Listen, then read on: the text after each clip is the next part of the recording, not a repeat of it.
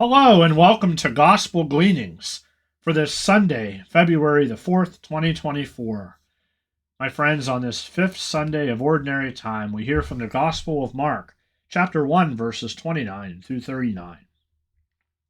On leaving the synagogue, Jesus entered the house of Simon and Andrew with James and John. Simon's mother-in-law lay sick with a fever. They immediately told him about her. He approached, grasped her hand, and helped her up. Then the fever left her, and she waited on them. When it was evening after sunset, they brought to him all who were ill or possessed by demons. The whole town was gathered at the door. He cured many who were sick with various diseases, and he drove out many demons, not permitting them to speak because they knew him. Rising very early before dawn, he left and went off to a deserted place, where he prayed. Simon and those who were with him pursued him, and on finding him said, "Everyone is looking for you." He told them, "Let us go on to the nearby villages, that I may preach there also. For this purpose have I come." So we went into their synagogues, preaching and driving out demons throughout the whole of Galilee. My brothers and sisters, our gospel for this weekend reminds us we too are called to be disciples of the Lord God.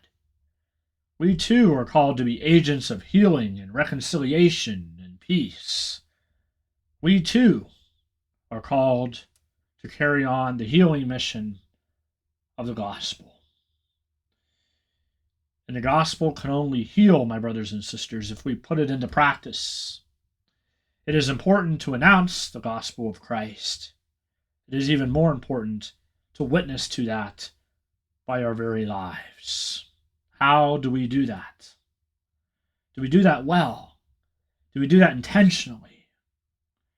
Do we strive to be living, breathing examples of the gospel?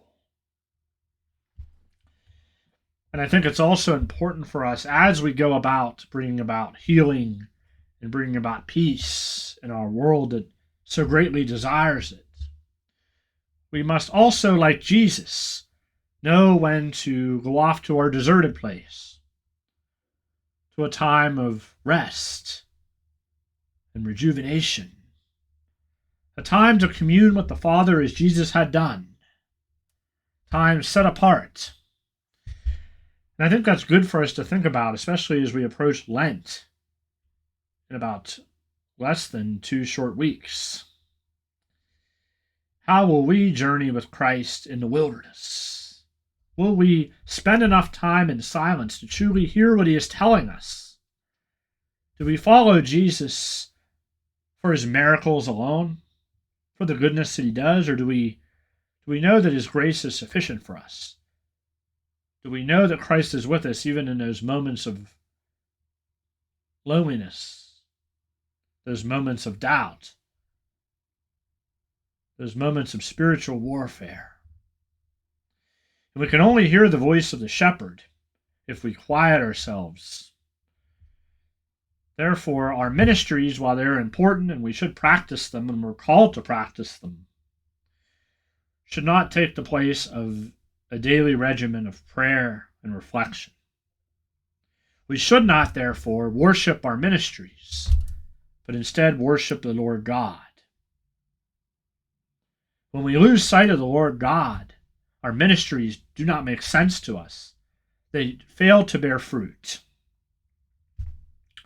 May we go forth, healing those in our midst in the name of the Lord, and spending time with the Lord in quiet, silent prayer.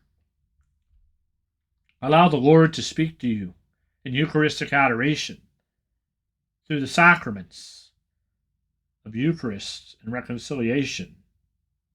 May we take this time alone with Jesus today so that he can infuse his will into our hearts, so that we know how we are to exercise our ministries, where we are to exercise our ministries, and may we do so with Christ at the center of our hearts. Thank you, and have a wonderful weekend.